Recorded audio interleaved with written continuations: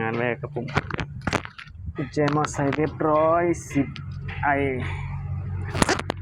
กุญแจกันที่นี่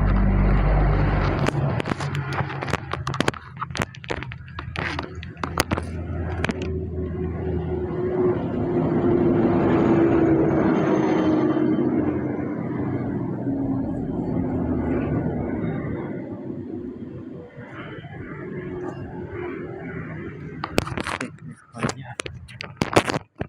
ลุ้นกันสิเปิดได้ไหมตัดไปแล้ว1 ฟันยังไม่ได้ครับยังไม่ได้มันจะผ่านอุ๊ยได้แล้วไม่ได้ตอนแรกไม่ได้ได้เรียบร้อยเขี้ยวฝืนมากเลยไม่หล่นเลยทีนี้ปิดเปี้ยถ้าบอกหล่นอันนี้ไม่มีหล่นดึงออกยากมาก